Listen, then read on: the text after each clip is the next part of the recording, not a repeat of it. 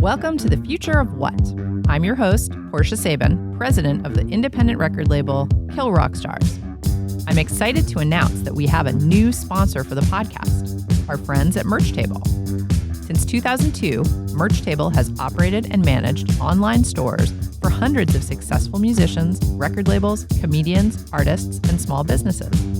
Big or small, set up shop today by visiting merchtable.com. We just did our first live recording of the program here in Portland, Oregon, at the very cool Secret Society. The discussion was on Portland's music scene, past, present, and future. We talked to music professionals who've lived here for various lengths of time regarding where we're at now in Portland, and if the diversity and success of the industry that we've seen in the past can and will continue into the future.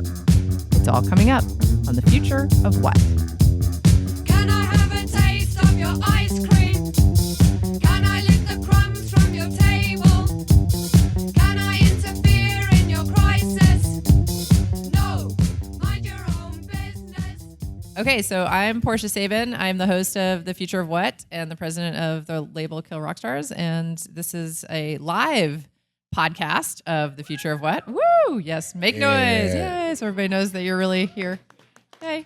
So I'm going to introduce my guests, and I will start on my right with Pat Rice, who is the owner of Old Town Music. After that, we have Terry Currier, owner of Music Millennium, famous record store. And then across the table, Larry Crane, editor of Tape Op Magazine and Jackpot Recording Studios. Andre Middleton, who is with Friends of Noise. And Sierra Haager, and your PR firm is called Public Display PR. Welcome, everybody. Thanks for coming out. So our show tonight, we are talking about Portland and sort of past, present, future, our situation here in Portland and the music scene in particular, because Portland has sort of always been a music town, and it's always been famous for having great bands that come out of Portland. And not only great bands, but also great music businesses. And so what we're interested in tonight is sort of tracing the evolution of that and then seeing where we're going. Are we, are things getting better or worse for us? Where are we at and how and where do we go from here? So I kind of want to start with Terry, because Terry, you've been here for a long time and you've been in the record selling business for a long time. I guess I'm old. And in fact, Terry is the man who coined the term "keep Portland weird." Whoa. So he's kind of a local legend. I hope he trademarked that. Yeah, really. So tell us about your experience in Portland with the music scene and just how things have developed over the last several years. Portland has had a great music scene since the early 70s. Up before the early 70s, because of the OLCC, you couldn't have music in bars and people couldn't stand up with drinks. And in the early 70s, that changed. And all the clubs in Portland popped up all over the place. A guy named Andy Gilbert went in there and helped them set up with live music in all these places. And the local music scene started happening in a very big way in this town. Bands could play in clubs 4 or 5 nights a week, every single week of the month, and make a really, really good income off of playing music. As the 70s developed, we had a couple of bands out of Portland that started to hit the national airwaves and hit a button with music fans. And it really happened with soul music, with bands like Pleasure and Shock. And it kind of put Portland on the map a little bit, but it was really into the 80s when Portland really became this place where the world started looking around at Portland, because we ended up with bands like Johnny and the Distractions, New Shoes, the Dan Reed Network, bands like the Crazy Eight started coming up, and they were touring all over the country, and some of them were touring around the world. And Portland became this little hotbed to look at. In fact, a thing happened in the 80s called the Mayor's Ball when Bud Clark came into office. He had a big campaign debt because he was just a layman running for politics.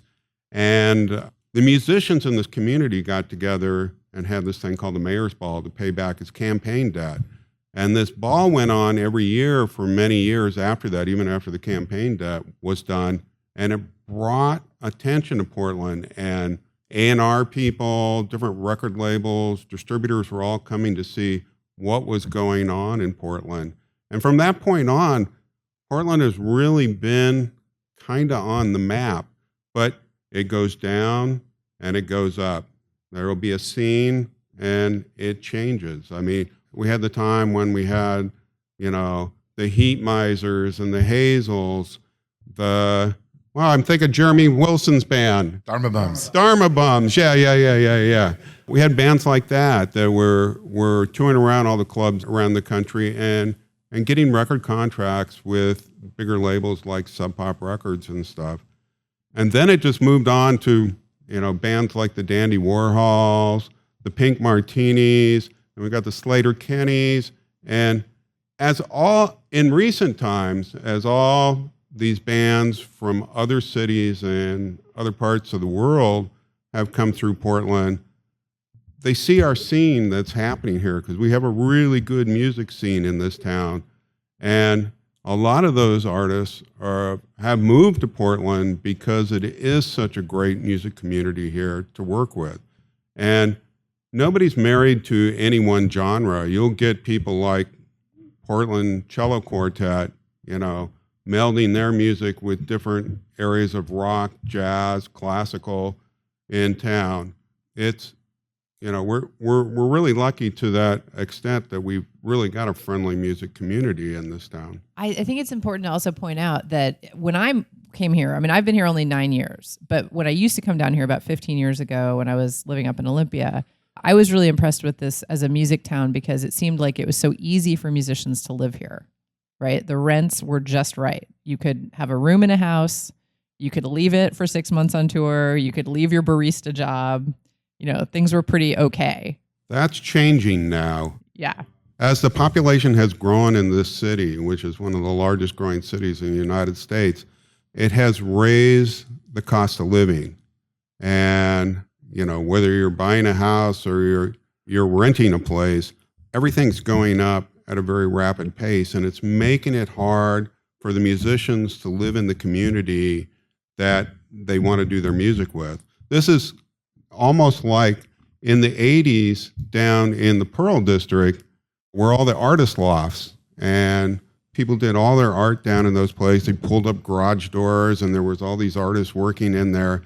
And as they developed the Pearl District, it forced everybody out of that area into all kind of other areas of the city, so there's not any one place that community is in.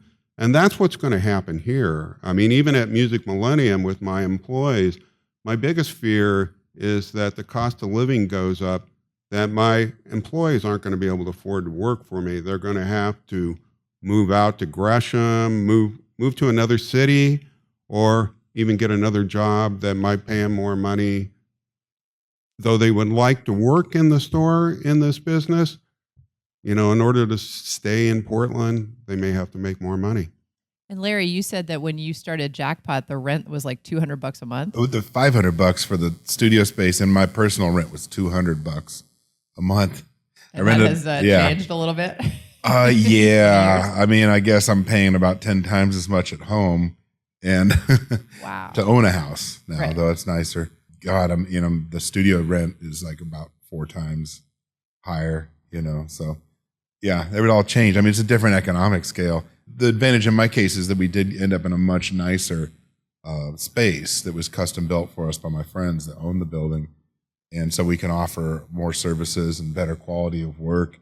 But, there's no way they could have rented it to me for $500.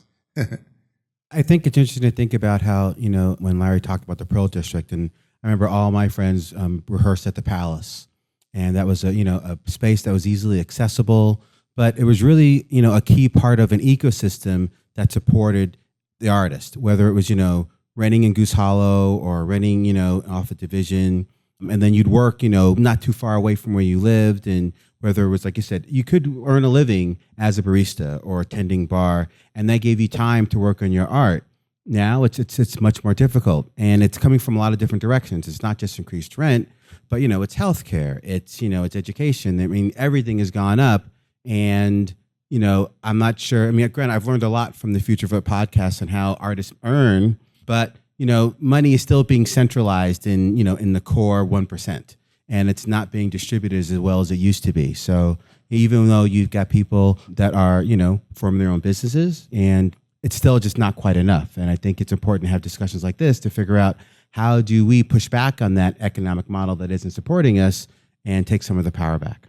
Well, Andre, while you're speaking about this, why don't you talk about Friends of Noise and what you guys are actually trying to do? Because I think that's a really cool thing at this moment. Thank you, Portia. Friends of Noise is a nonprofit that I started with about 6 other people to actually try and build an all-age music space. When I moved out to Portland, all-age music was going to a bar like Scoochie's, and there was a bar downtown where it was just dance music, but that's somewhere you could go after dark and have fun. And then we'd all end up at B-Saw's, a quality pie afterwards. But it's important to realize that, having an all-age space is a part of a healthy music scene, because those are the musicians of tomorrow. Those are the engineers of tomorrow. Those are the sound guys. Those are the lighting artists. So we are literally looking for right now a space. We've been open for about 1.5 years. And the first year, we just put pop-up concerts all over town. We got a grant from the Multnomah County Cultural Commission, and we leveraged that with borrowing a PA from the folks over at PDX Pop Now, or getting lights from Hollywood Lights. And we basically put on shows at different venues around town, like a community center in St. John's. Explode Into Colors did a really big fundraiser for us at Mississippi Studios. So the community really, really responded to saying, yes, there's a need there, and how do we actually, have an impact on the economy that raises the awareness of the need for nurturing young people to be a part of this ecology and to teach them. And that's another reason why I love the Future of What, is because it teaches young people, hey, don't make the same mistakes that other people made years ago. Have an idea of that this is a business, not just a hobby. I mean, I love when you say that, and it's like I say it all the time. all the time. But yeah, so that's what we hope to do. And we've got a youth committee, we've got a website, we're on Facebook, but it really is about how do we raise young people's awareness and their parents' awareness to the need of creating a safe alternative space for young people to do what they love to do and share it. Bankrupt in bed, let's not call this love.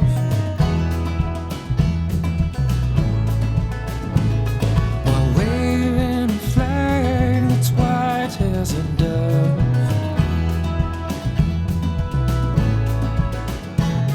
We lay and not speak. We cry and not weep. We're wide awake and honestly seen a mistake.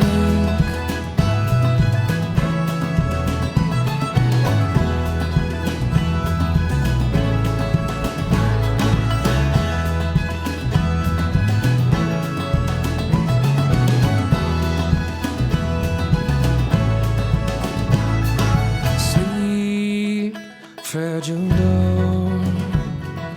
Don't look like you're mine at all.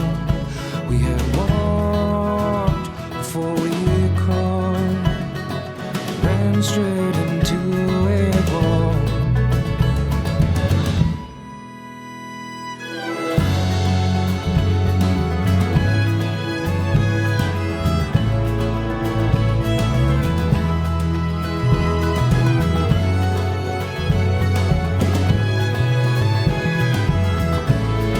And now we're hauling murder from the streets. That was Dead End Thanks by Horse Feathers. If you're enjoying this program, please subscribe to our show on iTunes. To find out what's coming up next, follow us on Twitter at KRSFOW. It's really funny because the first time I came to Portland was before I had anything to do with Kill Rock Stars. It was 1999, and I was in a band called the Hissy Fits, and we were on tour, and we played at the Meow Meow. Oh, yeah. Does anybody remember the Meow Oh, Meow? yeah. Yeah. So I just left here thinking that Portland was the coolest town in the world with this awesome all ages venue. Like I just thought this was, paradise. And then I finally moved here years later and was like, oh, what happened? Well, it's interesting. La Luna and Pine Street Yeah. were really pioneers in creating an all-age vibe, because you could have, because you had the bar upstairs and you had the bar in the back. They had great security. I used to be a bouncer there. But it was great to see bands like 30-06 and Pilot And, we obviously this is a little later than New Shoes, but it was great to see so many bands because it was really inspirational to see Pond and Hazel and Heat Miser. And they created a space where young people could see, they could see behind the board. There's a great engineer named Cy who literally grew up in Portland playing, working and being behind the scenes at a lot of different venues. And it's just a shame that that's a missing piece of the ecology right now. There was a real large space in that venue for all ages, and then a little cafe kind of thing in the back, and it was really great setup. I felt first moved here after it got running, and I thought that was one of the best things because there were those shows there were like $3 or something for 3 bands on a Friday, and there were 3 local bands. Like you'd get like Spinane's, Sprinkler and Pond or something, and it would be a cheap show, and younger people could go to it, and it would pack that room in there. And then the back, me and the other people would be hoisting a beer and having a Rainier or something, a stout maybe too. And it was just a really well-run venue. That's funny because we were talking the other day about meeting Joanna Balme, and she was working there. And that's how I met Elliott Smith. So all these things happened there. One thing that's happened with us, because we do a lot of free in-store live music shows, is a lot of national artists are coming through and playing at an over 21 club, and they're wanting to play in-store live music because they have a big fan base with that under 21, and they want those kids to be able to see them. And these are that whole pop punk emo scene is totally an all ages scene, right? Like they make the bulk of their income from kids who are under 21.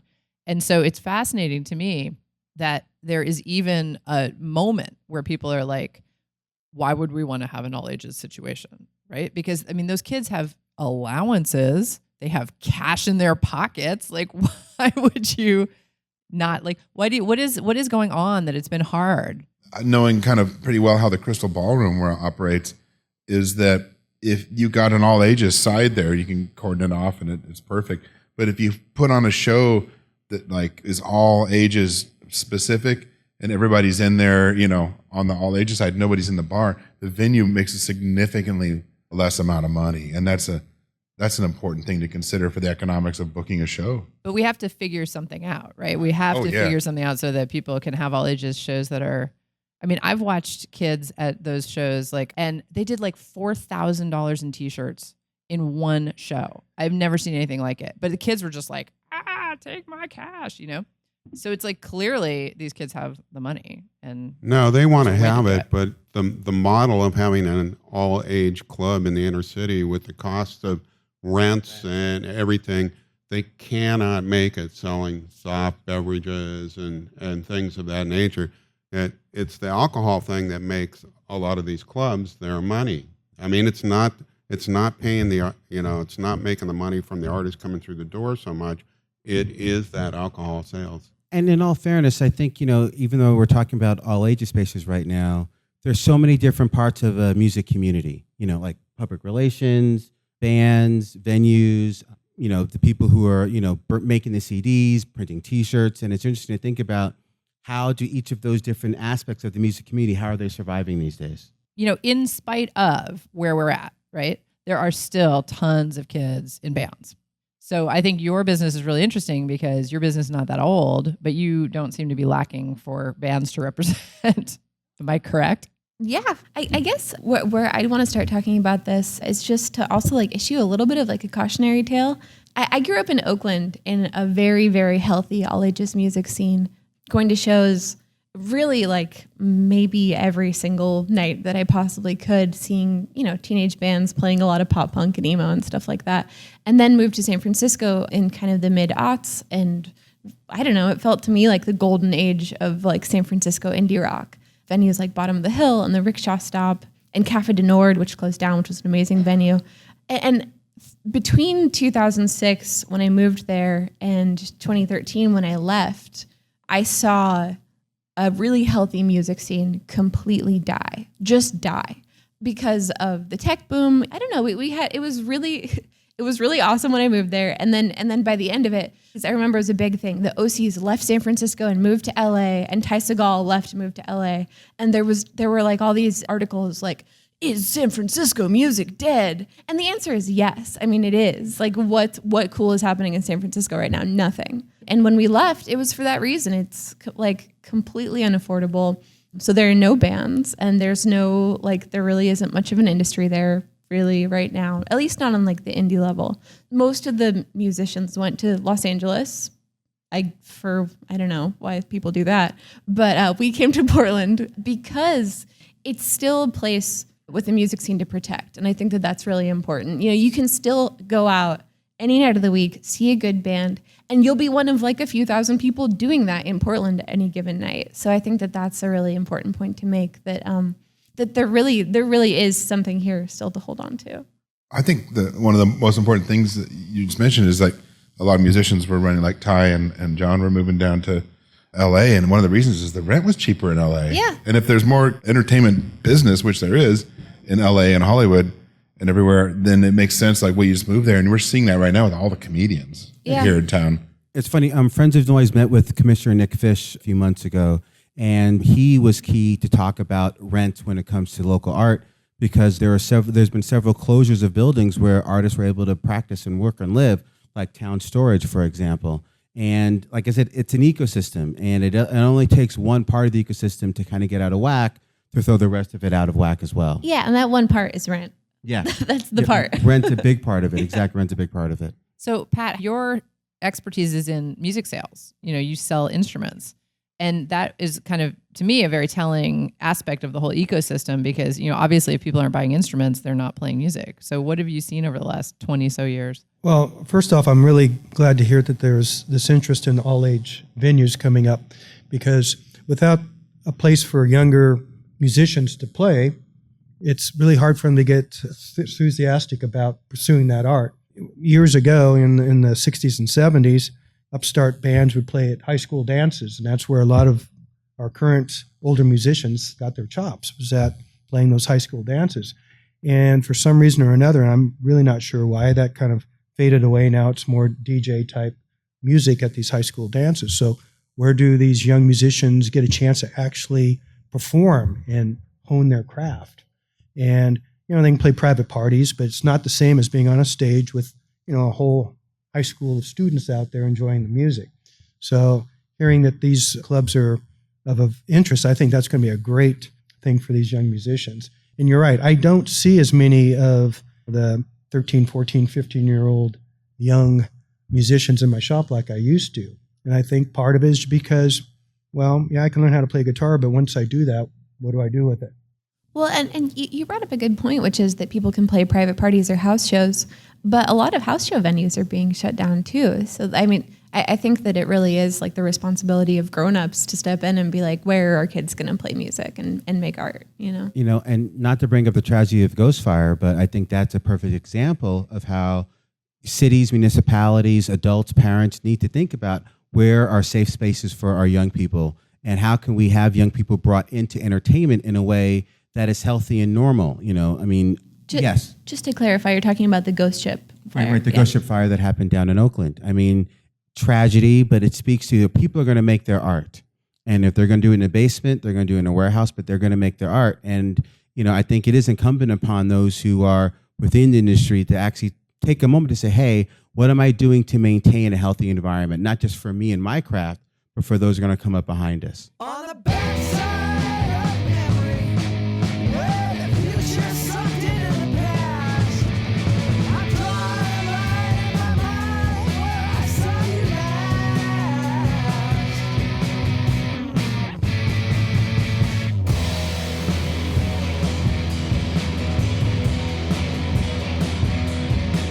The tax ride on hotel, or the back of that crazy girl cry.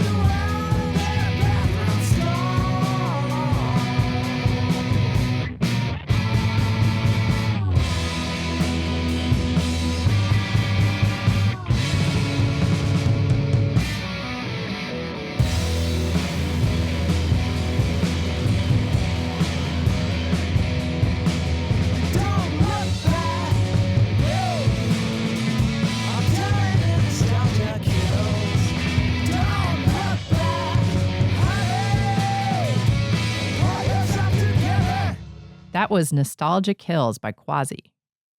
Support for the Future of What comes from Merch Table. Kill Rockstars has partnered with Merch Table for almost 6 years now, and they've come through for us in a lot of ways. Like when the comedian Kurt Braunohler wanted a face towel with his face on it, Merch Table found a way to make this, and it's been one of our most popular items in our mail order store. KRS loves Merch Table. That is such an interesting point, too, because when I was a kid in New York City, there was a venue called ABC No Rio that I don't know if anyone remembers, this super ancient punk venue. Larry always remembers everything. That you had to go down a ladder to get into. It was in a basement, and you had to climb down a ladder. And I remember going to see the Third Sex, fine Pacific Northwest band, at this show when I was probably 15 or something. And I climbed down this ladder, and there were probably 1,000 kids packed into this basement where the ceiling was like, I could touch the ceiling with my hand. But you're pretty tall. Well, I am, yeah, but still. I mean, I think anyone could have touched the ceiling. And I was standing there thinking to myself, how would I get out of here Yeah. if this went up? You know, this is not safe. And in those days, New York did have all ages venues. You know, you could go to CBGB's on Sunday. There were all ages venues. But so yeah, I feel like adults have to like pay attention to some of this stuff.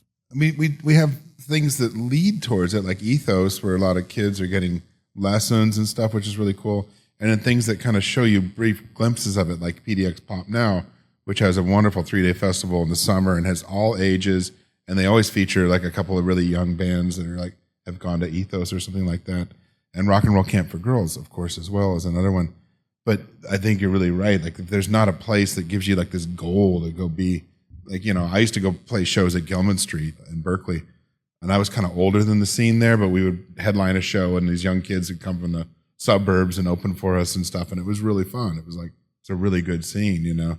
It was all ages, and it was just about the music, and that just gives them something to shoot for, and that inspires creativity, and they see things, and they get excited to write music, and it's different. Most of the all ages clubs I've seen around the country over the years have been in very cheap rent areas. And that's what we're missing right now. Portland is devoid of cheap rent areas within the inner city right now. They're turning into condos. So speaking about Old Town music, I mean, obviously you've been around for quite some time and you've seen the rent change around you. How are you holding out when you can also say at the same time that you're not seeing a consumer base that is young enough to really be growing with you? Well, yeah, it has affected us. We were downtown for about 15 years and started off with rent at about $700 a month. Finally, when it hit to $3,300, that was like, okay, it's time to move. It just kept going up and up, and the last increase was such a huge increase. It was just ridiculous. So we wound up not moving too far away. We're over on the east side of the river now, and we wound up getting a much larger location for a lot less money. So it turned out to be a good thing for us. But you're right, the rent downtown just went crazy. Nobody could keep a shop open down there. And in fact, most of the music stores that were down there have moved out of there now too. So yeah, you have to adjust with the times and the money that it takes to keep a shop open. So moving across the river, we got a much bigger space, paying less rent. And yeah, it's just a matter of making those changes. And it's worked out really well for us. It has changed again a little bit more negative because when we moved over there, we had a nice parking lot and street parking was readily available. And unfortunately, the condo craze hit over there, and we're surrounded by 8 or 9 new condos, and street parking is pretty much non-existent. So now we're struggling with a small parking lot and trying to, maintain our customer base too, because they can't find a place to park. They're going to move somewhere else too. We're dealing with that at Jackpot too. There's condos going on like almost every corner around us, and we have like about 6 spots on the street near our studio that we share with a tattoo parlor, a restaurant, and it's like when people come to load in, it's like, oh, luckily our clients are always kind of predetermined as opposed to dropping in. But it's a little terrifying when I'm going to say like, oh, you can park about 4 blocks away and load your gear. I mean, that's not going to work. So something that I'm kind of curious about, like Andre's done a really good job leveraging grants and like community and like state money or whatever to funnel into this. It blows my mind that there aren't like big corporations that are interested in like investing in this kind of thing. You know, beer companies invest in music and stuff. Obviously they can't do all ages things, but like you said, you know, kids have money to spend. They want to be involved. Like pop music was made to market to kids. Why? Who is like sleeping on this? You know. Well, you know what would be great is to start a small group of people that would take that initiative and try to go to like the Schnitzers or the Nikes of the world, even the Paul Allens that have these deep Like pockets. It Beats wouldn't by take Dre. much Like, money from yeah. them to keep something like that happening in our town in a good way. I'm going to beg to differ a little bit in that I think that we need to re-empower live music in a real way. You know, if people come out and pay for artists and pay for music, they can cover it. You know, I think it's one thing to have maybe institutional support that pays for the banners and pays for the lights, but when people are willing to pay $10, $15, $20 to go see a real show and be a part of an environment and make real memories, I think that could be a part of a sustainable solution. I mean, like I said, you know, I want to stop plugging the future of what, but so much of what I've learned from that is realizing how, you know, artists need to be paid and we need to value their work. And it just can't be because, you know, hey, just because, you know, some name brand corporation is sponsoring this, that means I get to go into it and see it for free. You know, we have to be able to value artists and say, hey, I respect what you do, I value what you do, and you're going to help me make a memory that's going to last a lifetime. I don't know if I want Nike as a part of that memory. You know, I mean, so many memories that I have from, you know, La Luna, from Satiricon, from the Blue Gallery, from Starry Night, was because I saw Murphy's Law and I saw somebody having a great time, and that's what resonates with me. So I hope that we can reinvigorate an audience to enjoy this, and that could be a part of the heart of the scene. That would be a better scene. But it seems like financially there's a disconnect though, right? I mean, that's what we're all up against right now. There is a group called Music Portland that has gotten together recently in the last 6 or 8 months. I know Andre's been part of that, and I've gone a couple times to meetings, that is trying to tackle this problem at kind of a city level. Mm-hmm. So kind of trying to get into like Seattle did. Seattle did this successfully. So they had the Office of Film and Television, and now it's the Office of Music, Film, and Television. So their ideas are to bring some city funding to actually get music into the city and to support music in the city. And I think that's a great idea. And I think that we need to, it's multi-pronged, right? Like we have to do everything that we can do at the same time. But I don't see any reason why we shouldn't try to get the city involved, especially since, I don't know if you guys read this, but a few weeks ago or maybe 2 months ago, there was this article called like, is Portlandia to blame for the fate of Portland? Did you read that? Yeah, it was like basically blaming everything that's happening in Portland on the TV show Portlandia. And I don't, even if you would like to believe that that's true, I don't know if we can fully lay the blame. It's controversial, right? It's controversial, right? Because it certainly brought more attention to the city, but I don't think it necessarily is to blame for, you know, the higher rents. I don't think that, you know, someone in Brooklyn saw an episode of Portlandia and was like, that's it, we're moving there. I think it's all subtle indicators that this is a cool town to move to. I mean, I moved here 24 years ago, you know, and it's like I moved here because the clubs were cool and I could go out and see bands every night. It was one of the reasons. So, I mean, I think that that kind of show, you see creatives in the show, you know, putting a bird on it and all those stupid things. And I've gotten paid for doing work on that show, which is nice too. Full Full disclosure. disclosure. Not very much, let me tell you, just a couple hours with Fred. But, you know, I mean, it's those kind of things bring awareness to a town like this, but I think it's good in a way because, you know, my friend in New York always calls me provincial for living here and gives me a hard time and all these things. And I'm like, man, you know, there's more cool music happening here than people can do in Brooklyn these days because we can at least still kind of afford it. And people they always kind of stake out on their own track in this town, which is something that keeps kind of coming up.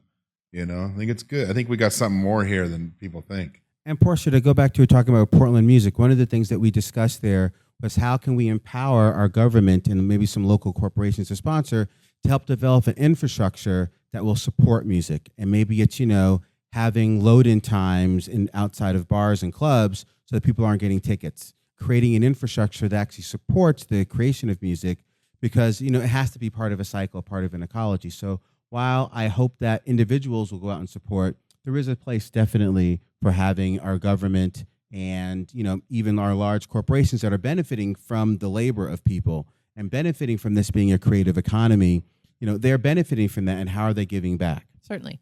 And I wanted to go back to Pat because my feeling, I don't know about the rest of you. I feel, Ciara, you must find this, and Larry for sure, and probably you too, Terry, although record sales are like a slightly different animal, I feel, because a lot of times you have probably very much repeat customers, like some, people who just are vinyl like enthusiasts, and they're going to come to you no matter what. Yeah, especially right now. But we did go through the period of time when downloading was a big issue in our industry.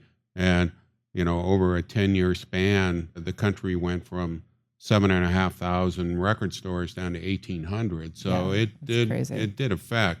We're in a lucky time because people like vinyl again. So it's revitalizing the youth culture, especially to come into the record stores.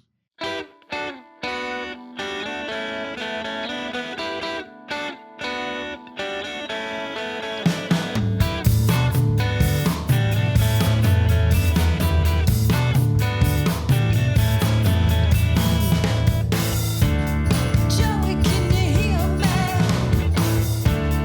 Feel so cold without you now. Everything is different.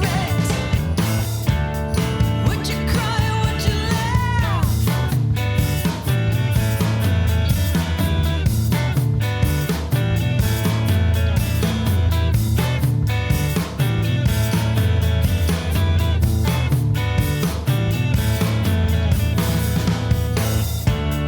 Joey, you're a legend. Wish I told you to your face, but I was just a girl then. Left before I got to say, Joey, it's a sad song, but now you don't have to carry the well. Joey, it's a bad time, but now you don't have to carry the well.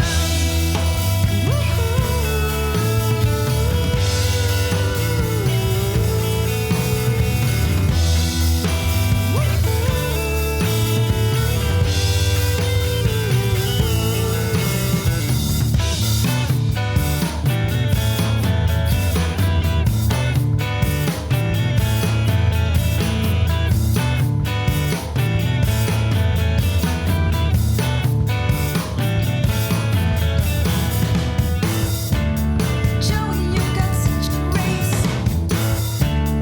little love for everyone. Rose colored glasses, baby. Cheer me up when I'm down. Joey, it's a sad song, but now you don't have to carry the well. Joey, it's a bad time, but now you don't have to carry the well.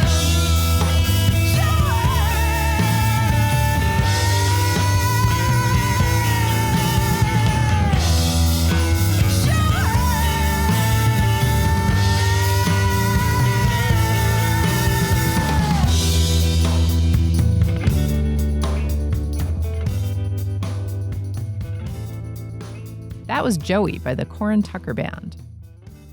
You're listening to The Future of What? If you're enjoying this program, like us on Facebook and become a subscriber on iTunes. But what I have seen for me with running a label is I get tons of emails from kids who are like, I'm in a band. You want to sign my band? And I'm like, who are you? And have you not been paying attention to the economy? Like, what's wrong with you?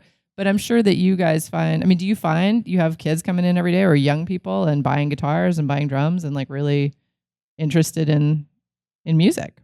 Well, not as much as I'd like. And I have seen a decrease, actually, unfortunately, as far as the younger people coming in and buying instruments or taking lessons. Like in the last few years? In the last few years, yes. Interesting. And I don't know how to contribute that to, actually. When we were downtown, you could always tell when it was a day off for kids at school because we'd get 20 or 30 young people coming into the shop and sitting down and playing with the instruments. We still get a fair amount of young people, but not the amount that I'd like to see because that's the future of our music is the young kids. And it's alarming that I'm not seeing as many as I think we should be having come through the shop. And I'm not sure if it's because of electronics, playing games at home, and they're not, using their talents with a guitar or a drum set or whatever instrument they might like. But I think it's important that we find a way of getting kids more involved in music and playing music, kind of tapping into their creative juices for that. On top of that, too, I like to say about what we were talking earlier about just the music scene in Portland. We do get so many talented musicians come through the shop. It's amazing how many people during a daytime, they'll take a guitar into one of our practice spaces or take a pedal in, and it's like, wow, that guy is really good, or that gal she's amazing on that guitar. And you start talking to them, and some of them aren't in bands, some are in bands, but you're right about the economics of the music scene, because these people spend 10, 15 years on their craft, and they get really, really good. But then they go to a venue in a band situation, and they get $50 for playing that night. Musicians are one of the least paid professionals out there, I think, and that might be part of the thing with young people too. It's like, well, why should I put all this time into it if all I'm going to get out of it, besides the enjoyment of playing, I'm not going to be able to make an occupation out of it, because there's just not the money out there to be made. So finding a way for sponsors or government involvement or something to kind of prime the pump to get things going. And on top of that, just creating a music scene in Portland geared towards all this new population moving in. We do have a huge population base coming in here now. And if we can get all those people to get out there and listen to music, get into clubs, if it's $5 at the door, $10 at the door, if we've gotten all these condos filled up with people, let's get them out there and get them into clubs and, paying at the door, so that the musicians working the stage can get a much bigger monetary value out of it when they play. Plus, they got a bigger crowd to play for too. It kind of works on the recording studio end too. I mean, Sierra is one of the artists that moved up here and then came and made a record at Jackpot. So, in a way, it's like if people are moving here and they're aware, a lot of times they're aware of Jackpot's history and they're aware of Music Millennium's history and Kill Rock Stars and all these things. They see us as legacy things that are good and want to interface with us. And I've had numbers of bands, I feel like, that are recent transplants or, transplants over the last 2 decades that want to come and work at this space where such artists as Elliott Smith had worked, right? So it really does kind of work there's such a teeter-totter effect with this thing, That brings up a good point when you think about how, back in the days, the mid-90s, how there was a definite circuit of clubs in town that were in a very symbiotic relationship. You might play Key Largo one year, and then you might grow and you might play Pine Street or La Luna the next, or you had your go-to spots. Key Largo was a spot. How, as Portland is expanding and growing, how can we try to export that to where it's more almost like a neighborhood thing? Right now there are such distinct neighborhoods now. There are young people, like part of the Resistance crew out of St. John's, where they cut their teeth playing house parties and venues in St. John's. And now you've got, young people growing up in Lentz and in the Woodstock area where they're playing clubs out there. How do we get them part of an ecosystem where kids that are in St. John's who might not go to Lentz can now see music from Lentz because people are willing to cross-populate different communities? Start trading them like in sports. Right. Yeah. Sierra, tell me about how because I feel like you are just not having a shortage of bands to work with. I think that's so fascinating to me. It's like, regardless of anything else, that there's just bands out there. Yeah, we have active bands right now in like Lexington and Dayton and Olympia and Sacramento, San Luis Obispo, which is, that's not healthy. That's not like don't live in crappy places. I don't recommend that. But also, like, it's not like they're part of healthy scenes. What they're doing is like basically like touring the nearby bigger markets and stuff like that, which is obviously what they have to do. But like, it's definitely interesting to note that a lot of our work comes from small towns. Right. Well, I think we're seeing a movement right now away from, I think like the internet did this weird thing where it suddenly, like when the internet started, everybody thought like, oh, we're going to have like this weird global economy of music, right? Like everybody's going to be able to get everything on the internet. And that did happen for like 5 seconds. And then everyone was like, wait a second, I'm lost. I'm just like a fish in the ocean. Like I'm a pebble in the sea in the internet. And then everyone's kind of came back and like pulled it back in. And now we have these tertiary markets where people are really creating scenes. And I feel like it's almost the 90s all over again. You know, it's like when I was in bands, we had scenes, little scenes, people from, you know, it's like we were the weird pop punk kids from Lower East Side of Manhattan, right? And it was great. We loved it. But nobody knew of us outside of, you know, the Lower East Side of Manhattan. But we would go to different scenes and everybody would be like, oh, we love you. And then eventually everybody knew each other that way from touring. And then the internet was supposed to fix that, right? It was supposed to make it so everybody could know each other all the time. But really what happened was it just became a huge mess, and then everyone retreated to their little scenes. And that's why I think it's actually really interesting that we have little scenes springing up in San Luis Obispo. Yeah. Because I think people have been like, this is how much I can bite off and chew, right? Like, this is what I can handle right Yeah. now, is this. Well, And if that's you kind of think about it, awesome. I mean, a small band who's playing, you know, maybe once a month or whatever, if they're not, I don't know. Obviously the goal is to like grow your project for a lot of people, but like, I mean, a small town can really sustain a small band in a lot of ways, you know? My niece is living in Flagstaff. She's 21, and she goes to house parties and sees like these punk metal bands all the time and hangs out with this whole scene of that. And I was like, man, that's exactly what we used to do, you know, a couple of years ago when I was younger. And, you know, and I'm glad to see that, because to think that everything's going to happen through the internet is sort of fallacious, I would imagine. And the internet's a good place to help move promotion along or to make people aware of things when they're aware of you already. But it's not a good place to start, if that makes any sense. It's interesting. I was on a road trip this weekend, and I ended up playing some music for my friend who was with me from a band called Slack. Anybody remember Slack? This was like an 80s band of reedies, and they had some great beats, and it was still poignant today. And the reason why I bring that up in this context is that, you know, no matter where you are, if you're making good music, you're making good music. And I think that one thing the internet has done is put so many tools at our fingertips that people think, wow, I can I'm going to totally quote Portia again. I made a couple of songs in my bedroom, and now I'm ready to go on tour, you know? And I think having touring experience or experience playing at, like you said, at the high school gym or playing at a local space outside, that's the kind of thing that builds the ecology, that builds the chops, that builds the you know, the muscle memory of what it's like to do this. And it's hard to do that on a computer. I mean, let's be honest, it's hard to do that on a computer. So I was really surprised that my buddy liked Slack, even though it was literally 20 years ago, if not more, than Slack played. And they've gone the way of the dodo years ago, but the music was so hot even then that it's still good now. And I think that's a big part of it. You know, the scene can only be as strong as the music that is being made in it. And how do we encourage that? Through education, through mentorship, through sharing. You know, in some ways, you know, whatever we're lacking on the monetary side, how do we utilize our human capital to develop it nonetheless? Do you think we could work with the city and the school district and utilize some of the schools for that in the evening time on the weekend? When I grew up back in the late 60s, early 70s and stuff, I mean, on a regular basis, we had high school bands playing in the gymnasium, had dances and the whole works, and there was an admission, and there was a whole system together for these bands to be able to portray their music. I don't know about that, but I will give a shout out to Portland Parks Recreation. They have a variety of stages set up in parks all throughout the summer. Directors Park, Holiday Park. They've got a series of concerts called Summer Free-for-Alls. And I know the deadline's coming up, and I don't know when people are going to hear this, but they are trying to offer, they're paying bands, you know, it's like, you know, $200 for a single player, $600 for a trio, but they're paying bands to play. Granted, you know, the bands are just making that, and they often have to bring their own equipment as far as PAs and speakers and the like.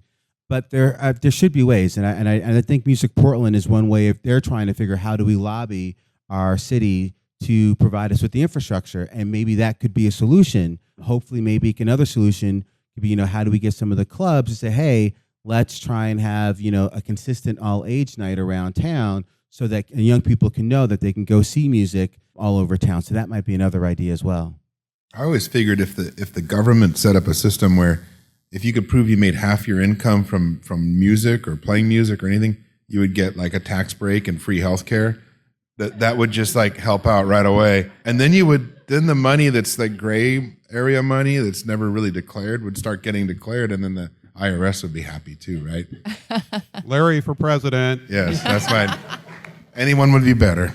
And on that note, thank you so much to all my guests, Sierra and Andre and Larry and Terry and Pat. And I'm Portia, and this has been The Future of What. Thanks for coming out, you guys. Thank you. Thanks for having us. Hey everyone, I'm excited to announce that Kill Rockstars has teamed up with Sean Cannon of the Guest List to produce Say Yes, an Elliott Smith podcast. This podcast will air every Friday leading up to the release of our 20th anniversary Either Or Extended Edition album on March 10th. Right now, check out part of Sean's interview with Jack Black and subscribe to the podcast on iTunes. Okay, tell me your name and what do you do? Elliot. Steve. Elliot. Smith, I play music.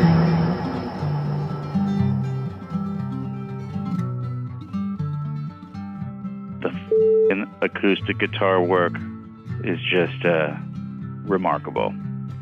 And his voice is so vulnerable and trembling almost with emotion, and he doubles it up. Not many people can pull that off, but he's got this style that he used on most of his albums. When he's in the recording studio, he'd double up his vocals, and it created this kind of cool haunting quality. I'm Sean Cannon from Louisville Public Media and the Guest List at Say Yes, an Elliott Smith podcast. And today we'll be going in a few different directions, but we're starting out with that dude right there. Oh, and just in case you don't recognize his voice. I'm Jack Black. And while it's completely true that you shouldn't judge a book by its cover, I'd still totally understand if you were surprised by the fact that actor and comedian Jack Black isn't just a fan of Elliott Smith, but is a devotee. And it just so happens that Jack fell in love with Elliott's music after hearing his self-titled album, but, as with many folks, his obsession wasn't fully consummated until he saw Elliott live for the first time. It was at Largo back when there was this little club owned by this Irish dude, Mark Flanagan, and legendary music comedy club on Fairfax in Los Angeles, and he played there a few times, and you could hear a pin drop. It was just it was quite an experience, and everybody in the room knew that something special was happening up on that stage. And a lot of those songs I had never heard before, and they were just as powerful. You know, usually you don't respond to a song until the second or third time you hear it, till your brain gets accustomed to the jam. But these songs were cutting right through all of that, and I was floored. And I think actually I did talk to him for a second afterwards, but nothing really. It was just a nervous guy bumbling about what a genius he was. But the next time they met, things were a little different. Later on, I saw him the first time I was on Conan O'Brien's show. We are back. My next guest is the lead singer of what he calls the greatest band on earth, Tenacious D. They've earned that title, I think. He also stars in the new film High Fidelity. And I did this thing. It was, remember when Andy Richter, Conan O'Brien's sidekick, was leaving the Conan O'Brien show the first time, back when he was on at midnight? Because he was going to do a movie or something else. He was going to, do his own thing for a while. What's the problem? Well, the word on the street is that Andy's bailing on the show. Is that true? He's taken off. Because if he is, the thing is... Yeah. And I thought it would be funny, because they were in the middle of this sort of countdown to saying goodbye to Andy Richter, if I proposed upgrade time to be upgrade time the replacement for Andy Richter. I want you to see some of my techniques, my sidekick Wait, kick-ass technique. are you pitching yourself? I made a video as the tape. replacement for Yes, Andy? I am. I wrote this song, The Sidekick, as sort of an audition piece. You made an audition tape. Yeah. You've gone to a lot of trouble, haven't you? And we recorded a little music video. I really went all out because I had not been on talk shows before, and I really wanted to kick ass. And it was a funny bit. Let's see. I want to see the Jack Black sidekick audition tape. Can we roll this, please? Okay. Here's me listening. Notice how interested I am. Really? Right. Now watch what happens when the guest makes a wisecrack. Oh, my God. That is the funniest joke.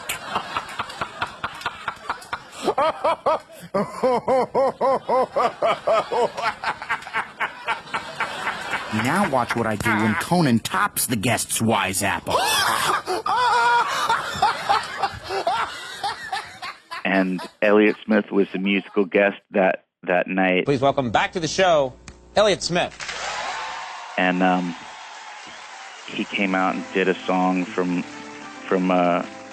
Figure Eight, and then we sat together on the couch, and he told me that my bit was funny, and I just melted because I was like, oh, dude, you have no idea. When you get a compliment from someone that you worship, it's like manna from heaven. Something's happening, don't speak too soon. And that's our show. The music we played today was used by permission. You heard Portland bands Horse Feathers, Quasi, and the Corin Tucker Band. And of course, our theme song, Mind Your Own Business by the Delta 5. Subscribe to our podcast on iTunes. For more info on our shows, check out our website at killrockstars.com/thefutureofwhat. Our program was engineered by Brent Asbury at Beta Petrol and is produced by Will Watts and Anna McLean. I'm Portia Sabin, president of Kill Rock Stars. See you next week.